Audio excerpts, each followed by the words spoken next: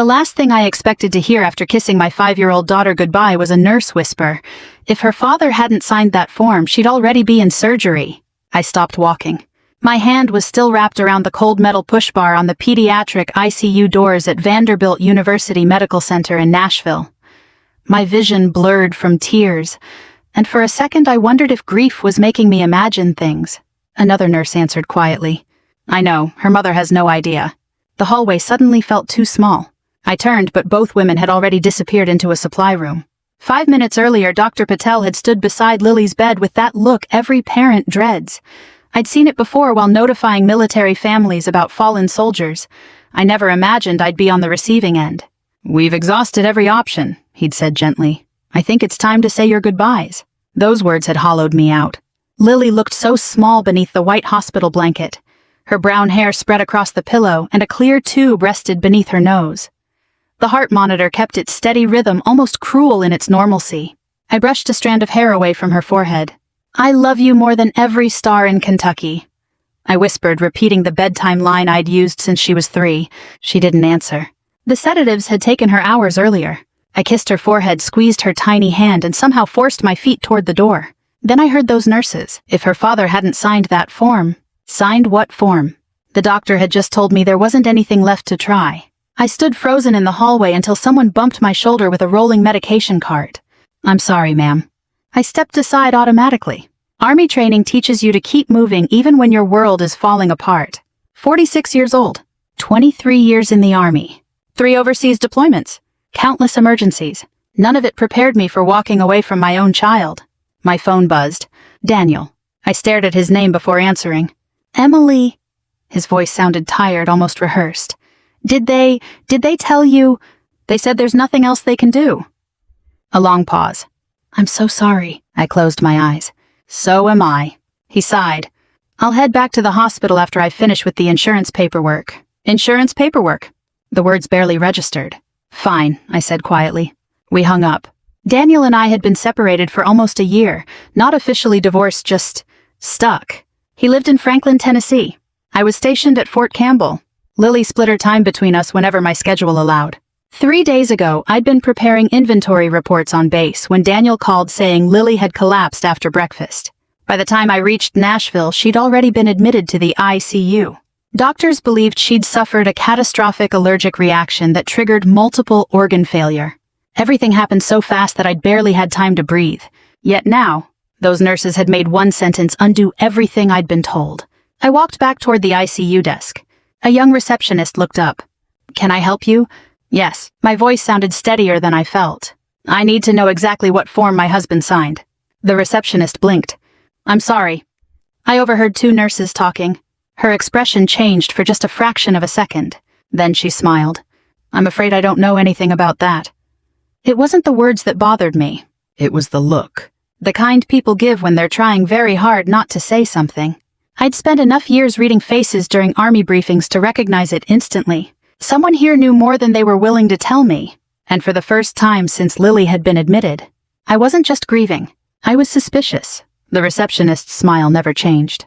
I'm sorry, Mrs. Carter, but your husband's been handling most of the paperwork. Most of the paperwork. That sentence hit me harder than it should have. My husband, I asked. We're still legally married, she said with an awkward shrug.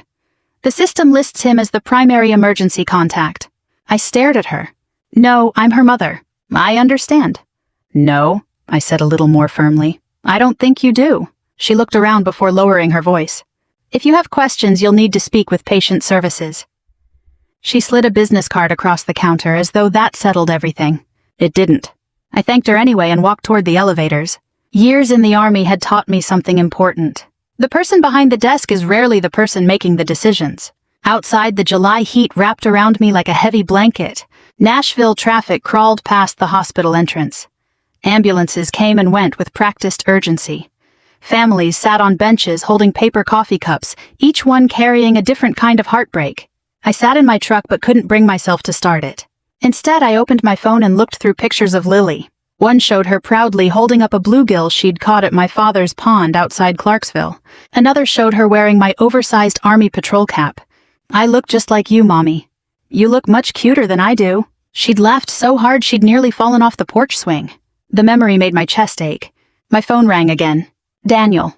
This time I answered on speaker. Where are you? In the parking lot. I just got here, he said. I'll meet you upstairs. I'm coming with you. No. The word slipped out before I could soften it. Silence. Finally he sighed. Emily, this isn't the time. Actually, I looked back toward the hospital entrance. I think it is. 20 minutes later, we stood outside Lily's room together. Daniel looked exhausted. His expensive navy polo was wrinkled. His beard hadn't been trimmed. If I didn't know him so well, I might have believed every bit of it. He reached for my shoulder. I stepped back. He noticed. His hand dropped. We both want what's best for Lily. I looked straight into his eyes. What form did you sign? His forehead wrinkled. What are you talking about? I overheard 2 nurses. His expression changed for barely a heartbeat. Then it disappeared. I signed admission paperwork. Nothing else. No, he answered too quickly. Dr. Patel walked toward us carrying a tablet. I'm glad both of you are here. I didn't waste the opportunity. Doctor, I have a question. Of course. I overheard someone say my husband signed a form that affected Lily's treatment. For the first time since we'd met, Dr. Patel hesitated. Only for a second. But I saw it. I'm afraid I can't discuss internal communications. I'm her mother. And I'm respecting patient privacy. I frowned. What does that even mean? I'm standing right here. Daniel spoke before the doctor could. Emily. No. I turned back to Dr. Patel. Did anyone ask my permission before making treatment decisions? The appropriate authorizations were obtained. What authorizations? I'm sorry. He looked genuinely uncomfortable. I can't discuss specific documentation right now. Then he excused himself. Just like that. Daniel rubbed his temples. Please don't make this harder. I stared at him. My daughter is dying. My daughter too. Then why does everyone keep talking to you instead of me? He didn't answer. Instead, he glanced down the hallway toward an administrative office. Only for a moment. But I followed his eyes. A woman in business clothes stood behind the glass door. The instant she saw us looking, she closed a folder and walked away. Daniel noticed I'd seen her. Who was that? I asked. I don't know. You looked right at her. I said I don't know. He turned and walked into Lily's room before I could stop him. I remained in the hallway. My instincts were screaming now. Not because of one strange conversation. Not because of one mysterious form. Because every answer I'd received since arriving at Vanderbilt sounded polished. Without actually answering the question. That evening I drove to a FedEx office in Green Hills instead of heading back to Fort Campbell. I printed every document I could access through Lily's online patient portal. Lab reports, medication lists, doctor's notes. Then I noticed something strange. Under legal documents, there was a section marked, one document unavailable for patient viewing. Unavailable. Why would a parent be blocked from seeing paperwork related to her own child? I folded the papers neatly, slid them into a manila folder, and made one decision. Tomorrow morning, before I went anywhere else, I was requesting Lily's complete medical records in person. Something wasn't adding up, and I intended to find out exactly what it was. I barely slept that night. Every time I closed my eyes, I saw Lily lying motionless beneath that white hospital blanket. Then I'd hear those nurses again. If her father hadn't signed that form. By 6:30 the next morning, I was back at Vanderbilt. The lobby smelled like fresh coffee and disinfectant. Volunteers in red jackets greeted visitors with warm smiles, and the little gift shop was already open, selling balloons and stuffed animals that suddenly felt cruelly out of place. I walked straight to Health Information Management. A woman in her early 60s sat behind the counter, reading glasses balanced on the end of her nose. "Good morning," she said kindly. "How can I help you?" "I need a complete copy of my daughter's medical records." She smiled. "Certainly. Name? Lily Carter." She typed for nearly a minute. Then her fingers stopped. Her expression changed. "Is something wrong?" I asked. She looked at the monitor again. "No, just a moment." She disappeared through a secure door. 5 minutes later, she returned with a supervisor. That caught my attention immediately. The supervisor introduced herself as Karen. "There are a few documents requiring additional authorization." I frowned. "I'm Lily's mother." "Yes. So why would I need additional authorization?" Karen offered the practiced smile I'd begun to hate. "It's simply hospital policy." "I'd like to see the policy." She hesitated. "We can provide the available records today?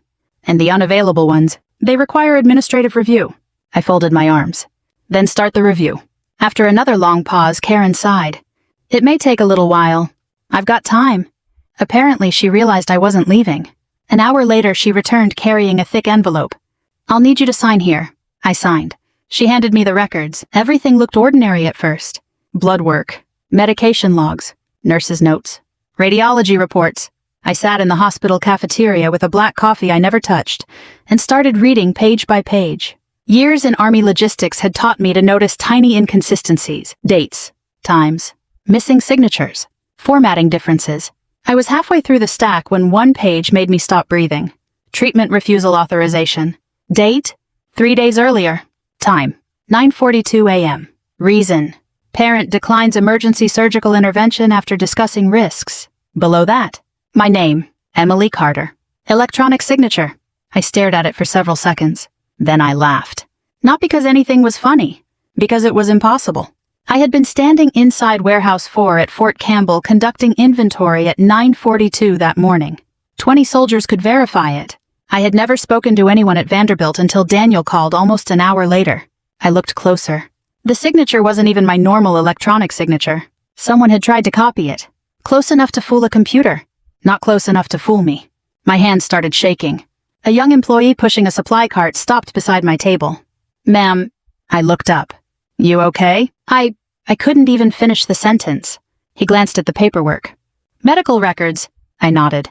"My daughter's." "I'm sorry." He started to leave, then stopped. "If you think something's missing," he lowered his voice. "Sometimes it helps to ask for the audit log." "The what?" "The electronic access history." Before I could ask another question, another employee called his name. He quickly walked away. "Audit log." I wrote the words on a napkin. 10 minutes later, I returned upstairs. Karen saw me coming. "I forgot to mention something," I said pleasantly. "I'd also like the electronic audit history showing everyone who accessed Lily's records." She blinked. "We don't normally—" "I'd like it anyway. I'll have to ask our IT department." "Please do." She disappeared again. This time it took nearly 40 minutes. When she returned, her smile was gone. "I'm afraid we can't release that today." "Why not?" "It requires legal approval." "Because someone accessed the file." "I didn't say that." "You didn't have to." She looked exhausted, like someone caught between doing the right thing and keeping her job. As I gathered my paperwork, another voice quietly spoke behind me. "Mrs. Carter." I turned. A woman wearing navy scrubs stood near the hallway. She looked around before stepping closer. "I shouldn't be talking to you." Her hands trembled slightly. "But I'm going to regret it forever if I don't." "My name is Rachel." She swallowed hard. "I work nights in pediatric ICU." I immediately recognized her. She was one of the nurses I'd seen outside Lily's room. Rachel glanced over both shoulders. Then she leaned in so quietly I could barely hear her. "You were supposed to receive 3 phone calls before that refusal was approved." I stared at her. "I never got any calls." "I know." Her eyes filled with tears. "That's why I wanted you to know." She took one shaky breath. "Someone made sure you never did." Before I could ask another question, Rachel hurried away down the hallway, leaving me standing there with a forged signature and the terrifying realization that this wasn't a misunderstanding anymore. Someone had deliberately kept a mother away from her daughter's last chance to live. I drove back to Fort Campbell with Lily's medical records sitting on the passenger seat like they weighed 100 pounds. Every few miles I glanced at the folder. The forged signature was still there. It hadn't magically disappeared. Someone had signed my name. Someone had blocked 3 phone calls. And someone inside Vanderbilt knew it. By the time I reached my small on-base townhouse, the Kentucky sun was beginning to set. I tossed my keys on the kitchen counter and noticed Lily's pink rain boots by the back door. She'd forgotten them after spending a weekend with me 2 weeks earlier. I'd been meaning to take them back to Daniel's house. Instead, I sat on the floor and held one of them in my hands. I don't know how long I stayed there. Maybe 10 minutes. Maybe an hour. My phone buzzed. It was my commanding officer, Colonel Harris. "Emily, don't worry about work." "I'm sorry, sir." "Forget work." His voice softened. "Take whatever time you need."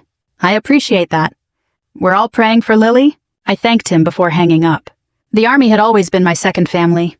Right then, they were the only people who didn't make me feel like I was losing my mind. The next morning, I stopped by Daniel's house in Franklin. It was a quiet neighborhood of brick homes, neatly trimmed lawns and American flags hanging from front porches. His SUV sat in the driveway. He answered after the second knock. His eyes widened. "I wasn't expecting you." "I know." He stepped aside. "Come in." The house looked strangely normal. The coffee maker was still on. The television played a morning news show. Lily's coloring books were stacked beside the couch exactly where she'd left them. For a moment, I almost forgot why I'd come. Then I remembered the forged signature tucked inside my purse. I have a question. Daniel rubbed the back of his neck. Okay. Were you ever asked to approve surgery for Lily? His face stayed surprisingly calm. They asked me about several treatment options. What did you tell them? I trusted the doctors. Did you refuse surgery? He frowned. No. Did you sign anything? Admission forms. Anything else? I don't remember. That answer bothered me more than if he'd simply said yes. How do you forget signing paperwork while your child is dying? You don't remember? It was chaos, Emily. I studied his face. We'd been married 16 years. I knew his habits.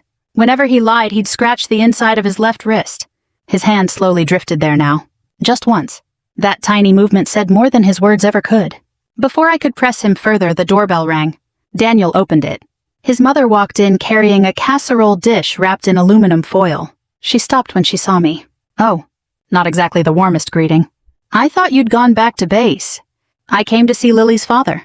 She set the dish on the kitchen counter. You know, she crossed her arms. People have been asking where you've been. I stared at her. What does that mean? Church friends? She shrugged. They wondered why Daniel's been here every day while you've been away. Away? Well, you are in the army. I couldn't believe what I was hearing. I drove here the moment Daniel called. She gave me a thin smile. That's not what everyone's saying. Daniel looked uncomfortable. Mom? No. She looked directly at me. People think your career has always come first. I waited.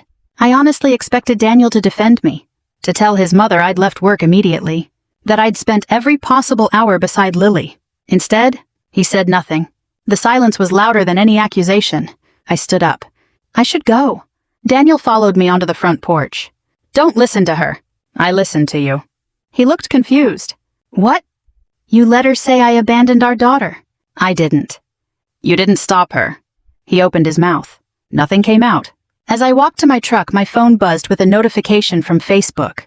Someone had tagged Daniel in a community prayer post. Hundreds of comments filled the screen, praying for this devoted father. You're carrying such a heavy burden alone. Your little girl is blessed to have such a strong dad. Then I saw another comment. Her mother should be ashamed for choosing the army over her child. More followed. Some women never should have had kids. Poor Daniel has been doing everything himself. I stared at the screen until it blurred. None of those people knew me. None of them knew I'd spent 23 years serving this country while raising Lily. None of them knew I'd driven nearly 70 miles every chance I got just to read bedtime stories. Yet somehow, someone had convinced an entire community that I was the absent parent. That afternoon, I met with an attorney recommended by a retired colonel from my unit. Her office overlooked the courthouse square in downtown Franklin. Her name was Sarah Bennett. Silver hair. No-nonsense handshake. Sharp blue eyes that missed nothing. She listened without interrupting as I laid every document across her conference table. When I finished, she picked up the forged authorization form. She examined it for nearly a full minute. Then she quietly asked, Emily? Yes. Has anyone besides you questioned this signature? Not yet. She nodded slowly. Then she looked me straight in the eye. This doesn't feel like ordinary medical negligence. She tapped the page once. It feels like someone had a plan. Sarah didn't make promises. That was one of the first things I noticed about her. She didn't say, we're going to win. She didn't tell me everything would be okay. She simply gathered every page into a neat stack, slid the forged authorization back into its folder, and said, let's find out who benefited. There was something calming about that. For the first time in days, I wasn't reacting. I was investigating. Sarah gave me 3 assignments before I left her office. First, don't accuse anyone. I nodded. Second, don't post anything online. Okay. And third, she leaned forward. If someone from that hospital wants to talk, listen more than you speak. I drove back to Fort Campbell that evening with those words stuck in my head. Someone from the hospital. I wondered if Rachel had already said too much, or not enough. 2 days passed. Lily's condition hadn't changed. Doctors described it the same way every morning. Critical but stable. Those words sounded almost meaningless now. Stable wasn't getting better. It was simply surviving. I spent my days sitting beside her bed reading her favorite stories even though she couldn't respond. One afternoon I opened Charlotte's Web. Lily, I whispered, you always laughed when Wilbur got muddy. I smiled despite myself. You said pigs were just dogs who forgot their manners. A nurse passing by chuckled softly. I've never heard that one before. Lily made it up. The nurse smiled. She sounds like a funny little girl. She is.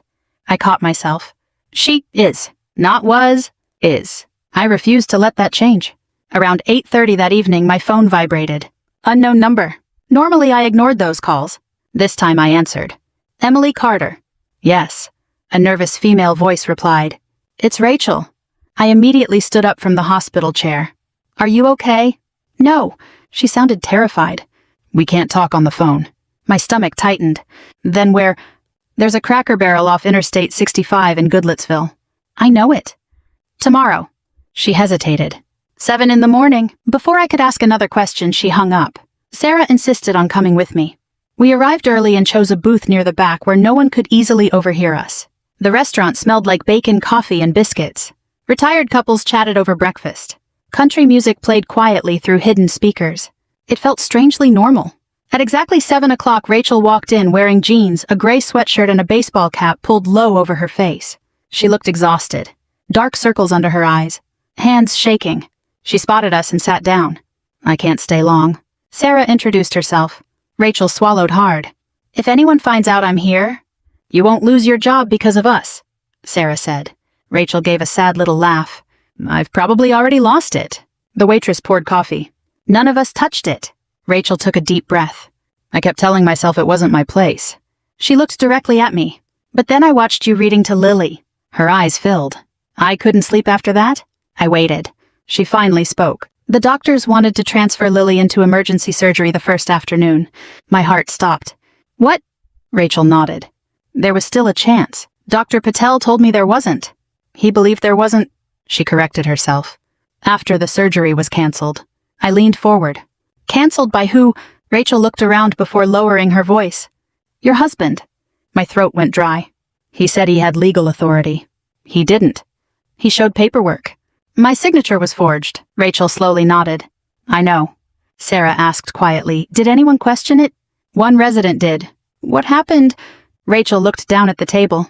The hospital administrator came upstairs. Administrator? Rachel nodded again. She said everything had been reviewed. I remembered the woman behind the glass office, the one Daniel had glanced toward. Woman in her 50s? I asked. Blonde hair. Rachel looked surprised. You've seen her? I think so. Rachel's voice dropped even lower. After she arrived, everyone stopped arguing. Silence settled over the table. Then Rachel said something that made every hair on my arms stand up. The surgery wasn't delayed because doctors didn't know what to do. She looked straight into my eyes. It was delayed because your husband kept insisting they wait for paperwork. I felt the room spinning. Wait for what paperwork? Rachel swallowed. The paperwork saying you refused treatment. Sarah and I looked at each other. Rachel reached into her purse. I shouldn't have this. She slid a folded piece of paper across the table. It wasn't a medical record. It was a photocopy of an internal nursing note. One sentence had been highlighted. Father requested no further intervention until maternal refusal authorization uploaded. Uploaded. Not signed. Uploaded. Meaning someone had expected my refusal. Before it even existed. Rachel stood. I have to go. I grabbed her hand. Rachel. She gave me a heartbreaking smile. I keep thinking, her voice cracked, if I'd spoken sooner. You were trying to protect your job. I was protecting myself. She wiped away a tear. And a little girl almost paid for it. She hurried toward the exit before I could respond. Sarah picked up the photocopy again. She read the highlighted sentence twice. Then she quietly said, Emily, I looked up. We're not dealing with one dishonest father anymore. She folded the paper carefully. We're looking at a conspiracy. I wish I could tell you I walked out of that Cracker Barrel feeling brave. I didn't. I sat in my truck for nearly 20 minutes with the engine off, staring at the steering wheel. Rachel's words kept echoing in my mind. Your husband kept insisting they wait for paperwork. Not medicine. Not test results.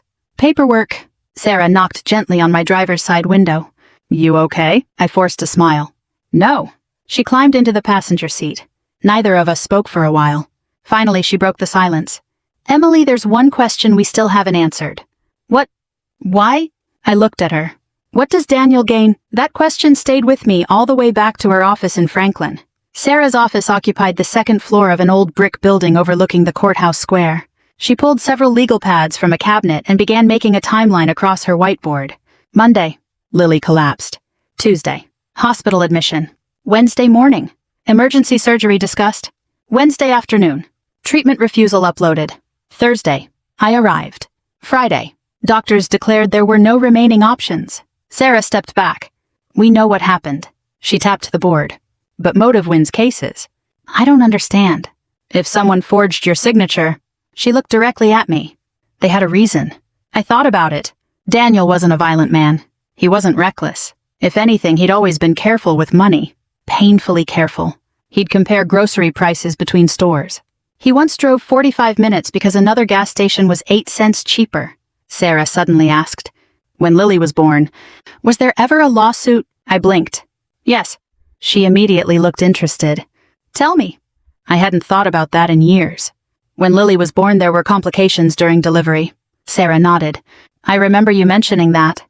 The umbilical cord wrapped around her neck. The memory still hurt. There was a delay before they performed the emergency C-section. And afterward, the hospital settled. How much? I don't know exactly. Daniel had handled most of the legal meetings while I was deployed overseas. I remember hearing something about a trust. Sarah froze. A trust? I never really understood it. She grabbed her laptop. Who represented Lily? I gave her the law firm's name. Within minutes, she found public court records. She read quietly for several seconds. Then she looked up. Oh, what? I think we just found the motive. My stomach tightened. Sarah turned the monitor toward me. The settlement itself was confidential. But one filing wasn't. It established something called the Lily Carter Medical Recovery Trust. I frowned. I've never seen that. It says the trust remains under court supervision until Lily turns 18. So, Sarah kept reading. If Lily dies? She stopped. What? The trustee gains immediate control of the remaining assets. I felt my heartbeat speeding up. Who's the trustee? Sarah scrolled. Then she whispered, Daniel Carter. The room went completely silent. How much money? I finally asked. She searched another filing. There isn't an exact number. Estimate. She looked uncomfortable. Based on the settlement and investment history. Another pause. Probably between $2 and $3 million. I honestly thought I'd misheard her. Million. She nodded slowly. I leaned back in my chair. No. I shook my head. Daniel loved Lily. I'm sure he did. He read bedtime stories. I'm sure he did. He coached her soccer team. Sarah didn't argue. Instead, she quietly asked, Emily, when was the last time Daniel talked about money? That question hit harder than she probably intended. Over the past year. Almost constantly. The mortgage. Credit cards. A business investment that had failed. A second mortgage I hadn't known he'd taken out until months later. He'd even borrowed money from his parents. Small conversations I had ignored suddenly lined up like puzzle pieces. Sarah wasn't finished. She opened another public filing. There are restrictions. What kind? The trustee can't simply spend the money. I let out a shaky breath. For Lily's benefit. Correct. So if she... I couldn't finish. Sarah nodded sadly. If Lily passes away, those restrictions become very different. Neither of us spoke. Finally, I whispered, I don't want to believe this. I know. I keep hoping there's another explanation. I hope there is too. Then Sarah reached across the desk and placed one finger on the forged authorization. But hope doesn't erase evidence. As if the day hadn't already given me enough, my phone rang. It was Daniel. I almost ignored it. Instead, I answered, Hello. His voice sounded strangely upbeat. I met with the insurance company today. Insurance. Again. They said we'll need to discuss some financial paperwork soon. I closed my eyes. Financial paperwork. Not Lily. Not surgery. Not doctors. Paperwork. I suddenly understood why Sarah had asked about motive. And for the first time since this nightmare began, I was no longer afraid of what we might find. I was afraid of what we already had. By the following Monday, Sarah's conference room looked less like a law office and more like an army operations center. Sticky notes covered one wall. A timeline stretched across another. Every phone call, every signature, every hospital visit had its place. She handed me a yellow legal pad. Read this. It was a list of everything we still needed. Electronic signature metadata, hospital access logs, cell phone records, security camera footage, phone carrier verification, copies of every email regarding Lily's treatment. It looked impossible. Sarah smiled. It isn't. You sound awfully confident. I've spent 28 years suing people who thought they were smarter than everyone else. She picked up a marker. They almost always make the same mistake. They get careless. They leave a trail. The first trail appeared 2 days later. Sarah had obtained my military duty records through the Army. Every hour of my workday had been documented. Security badge scans, vehicle gate entries, computer login records, even the inventory inspection I'd conducted that Wednesday morning. At exactly 9:42 a.m., the moment my electronic signature supposedly appeared on Lily's treatment refusal, I had been standing inside Warehouse 4 at Fort Campbell, conducting a quarterly equipment inspection with 6 other soldiers. Colonel Harris himself had signed the report. Sarah slid the document beside the forged authorization. They can't explain this away. For the first time in days, I allowed myself a tiny bit of hope. The second break came from my phone company. I had requested every incoming call during the week Lily became ill. 3 calls from Vanderbilt appeared, exactly as Rachel had said. But something immediately stood out. Each one lasted less than 2 seconds. 2 seconds wasn't enough time for a phone to ring. It meant something else. Someone had canceled the calls before they ever reached me. I stared at the records. They never actually tried to talk to me. Sarah nodded. They generated the appearance of contact, so later they could claim they called. Exactly. That afternoon, Sarah received another email. She read it once, then twice. Finally, she looked up. This is interesting. What? The hospital finally sent their electronic audit log. She printed several pages and spread them across the table. Most entries made sense. Doctors, nurses, lab technicians. Then one name appeared over and over again. Melissa Granger. Who is she? I asked. Sarah searched the hospital directory. Administrative services. The woman behind the glass office. Looks like it. Melissa had accessed Lily's records 17 separate times in 48 hours. Far more than any physician. What would an administrator need with my daughter's chart? I asked. Sarah didn't answer immediately. Instead, she circled every entry with a red pen. That's a question I'd love to ask under oath. 3 days later, another unexpected visitor showed up. Not at Sarah's office. At my townhouse on base. I answered the door to find a nervous young man holding a messenger bag. I hope I'm not bothering you. I don't believe we've met. My name's Ethan. He looked around before continuing. I work in Vanderbilt's IT department. Every instinct told me to be careful. What do you want? I can't stay. His voice shook. But I saw your name in the legal request. He opened the bag and removed a sealed envelope. I think this belongs with your case. What is it? I can't explain. Why not? Because I'd like to keep my job. He gave an awkward smile. At least until they fire me. I almost laughed. Almost. He handed me the envelope. Then quietly said, I have a daughter too. That was all. He turned around and walked back to his car. Sarah opened the envelope the next morning. Inside was a printed computer log. Every electronic signature leaves behind something called metadata. Time. Device. Internet address. User credentials. Most people never think about it. Sarah studied the page for nearly 5 minutes. Then she slowly looked up. Oh, Daniel. What? She pointed to one line. The signature refusing surgery wasn't submitted from Fort Campbell. I leaned closer. It wasn't even submitted from your phone. Then where?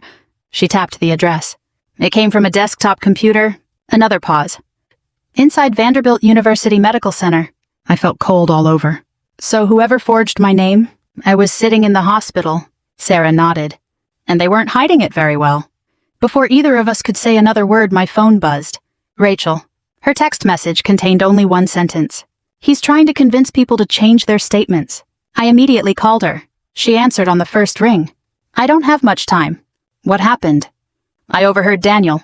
My heart pounded. He met with 2 supervisors yesterday. And Rachel's voice dropped to a whisper. He said, she took a shaky breath. We all need to remember the same version of events. Neither Sarah nor I spoke. Rachel continued. I think he's getting desperate. After the call ended, Sarah quietly leaned back in her chair. Good. I looked at her. Good. She nodded. Desperate people stop thinking clearly. She closed the file and smiled for the first time since we'd met. And that's usually when they make the mistake that ends everything. When I hung up with Rachel, I expected Sarah to tell me we should file the lawsuit immediately. Instead, she did the exact opposite. We wait. I stared at her. Wait. Just a little longer. Sarah Daniel is trying to influence witnesses. I know. Then why aren't we stopping him? She folded her hands across the desk. Because right now he's nervous. So, I want him confident. I frowned. I don't follow. She smiled. If he thinks you've accepted Lily's fate, he'll stop being careful. It sounded risky. Too risky. What if we're wrong? Then we'll know soon enough. I wasn't comfortable with it. Every instinct I had from 23 years in the army told me to act before the situation got worse. But Sarah had spent nearly 3 decades in courtrooms. I decided to trust her. It wasn't easy. For the next week I played a role. Whenever Daniel called, I sounded tired, defeated, broken. I stopped asking questions, stopped mentioning paperwork, stopped talking about signatures. Instead, I only asked about Lily. That wasn't an act. She was still my whole world.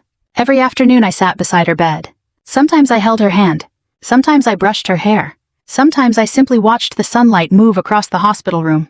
One afternoon I whispered, "Your first-grade teacher is going to be very disappointed if you miss the first day of school." No answer. I smiled anyway. "You still owe me a rematch in checkers." Daniel visited almost every evening. Something about him had changed. He seemed lighter, less tense, as though he believed the hardest part was over. One evening he sat beside Lily's bed and quietly said, "I've been talking with the insurance company." There it was again.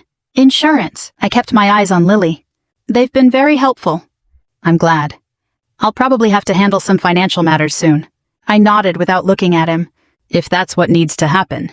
He studied my face carefully, almost like he was checking whether I suspected anything. Apparently he liked what he saw. When he left the room, I texted Sarah. "He's relaxed now." She replied almost immediately, "Good, stay patient." 3 days later, Sarah called me into her office. When I arrived, she was practically grinning. "I've got something." "What?" She handed me a subpoena response from the hospital's email server. It included dozens of internal emails. Most were routine: scheduling, staffing, patient updates. Then one subject line caught my attention. R.E. Carter consent documentation. Sarah opened it.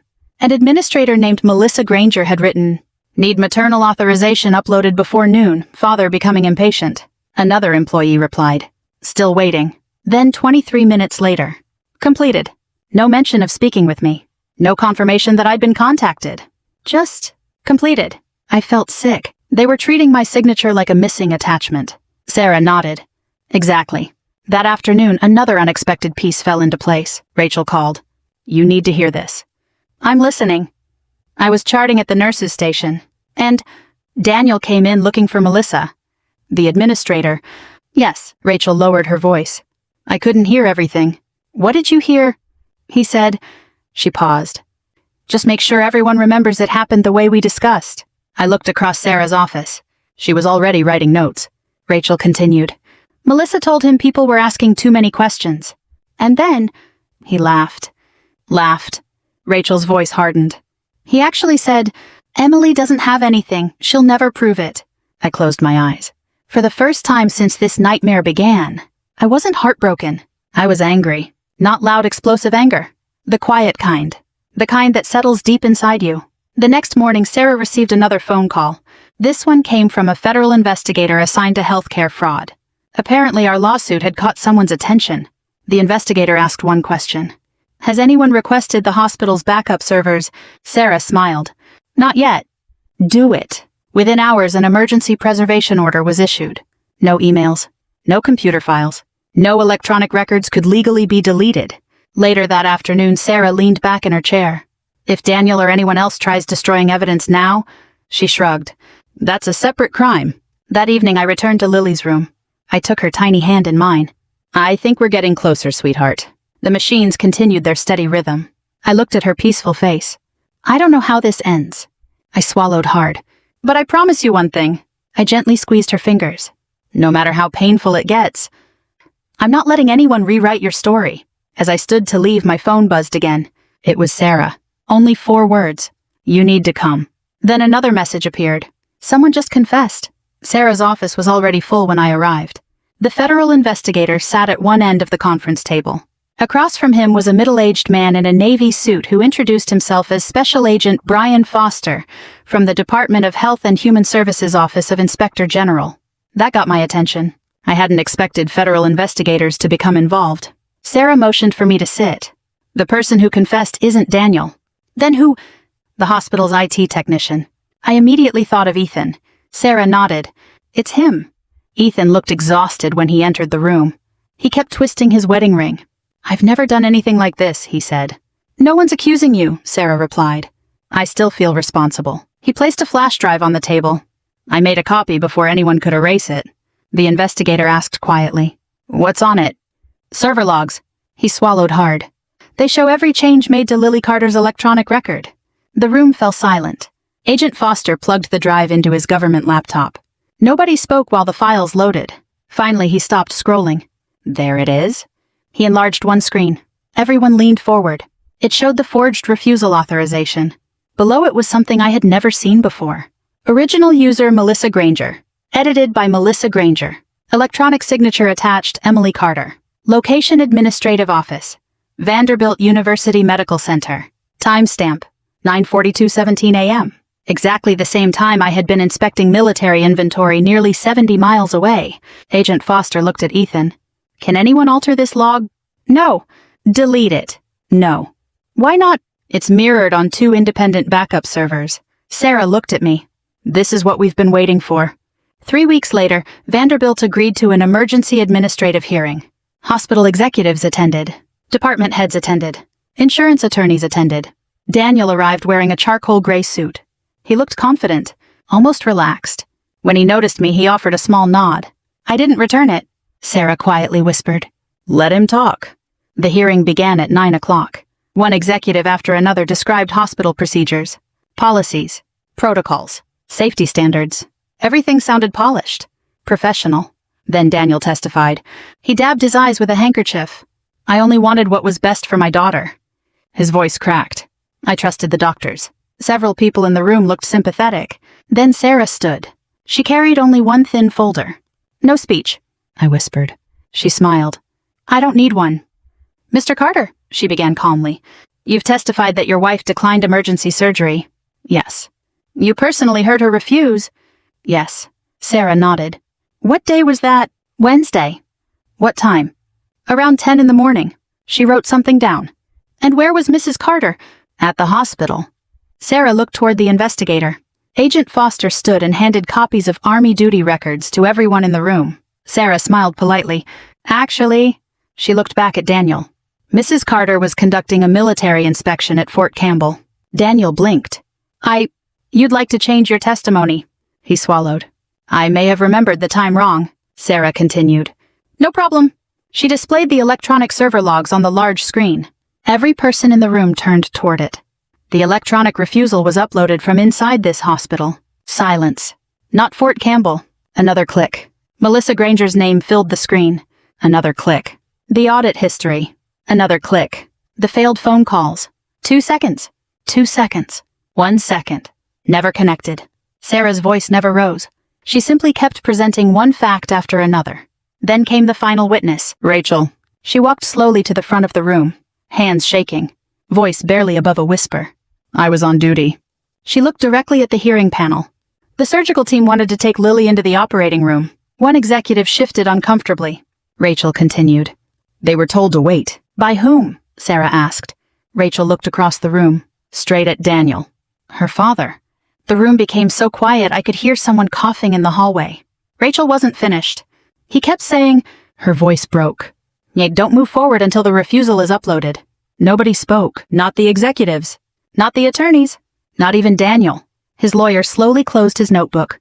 Then, without saying a word, he leaned over and whispered something into Daniel's ear. Daniel's face lost every bit of color.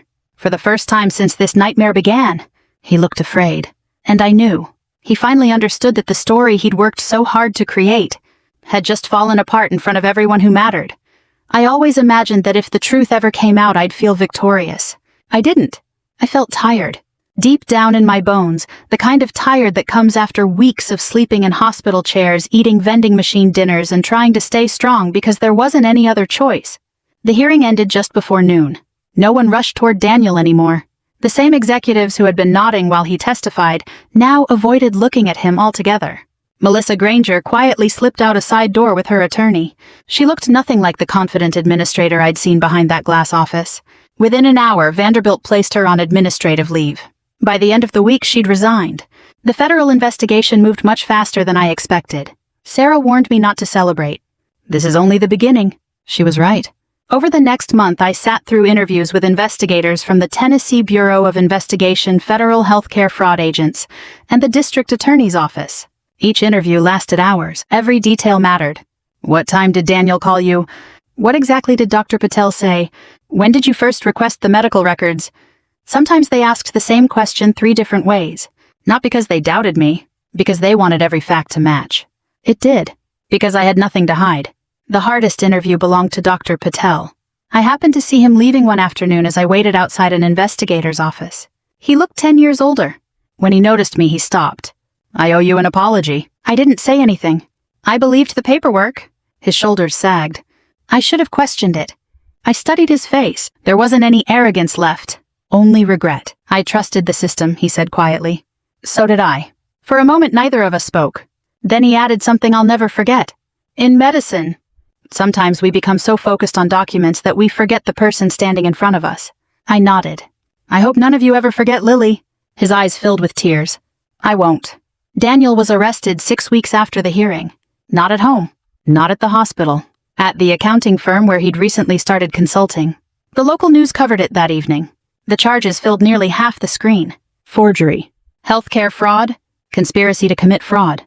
Obstruction of an official investigation. The reporter said additional charges could follow. I turned the television off before they finished. I didn't need to hear anymore. The real surprise came 2 days later. Daniel asked if I would meet him. Sarah strongly advised against it. If you go, I want investigators present. So we met in a small interview room at the county jail. There was a steel table, 4 plastic chairs, a camera in one corner. Daniel looked thinner. His orange jail uniform seemed too large for him. For several seconds, neither of us spoke. Finally, he looked up. I never wanted Lily to die. I believed him, at least partly. I think you convinced yourself everything would work out, I said. He stared at the table. I thought... His voice cracked. I thought we'd have more time. More time. To fix the paperwork. To control the money. To stay ahead of the questions. Whatever he'd been planning, reality had caught up with him. I was drowning, he whispered. I know. The debts. I know. I kept telling myself I could fix everything. I took a slow breath. You had 100 chances to tell the truth. He closed his eyes. I was ashamed. I stood. This stopped being about shame the moment you chose paperwork over our daughter. He didn't argue. He couldn't. As I reached the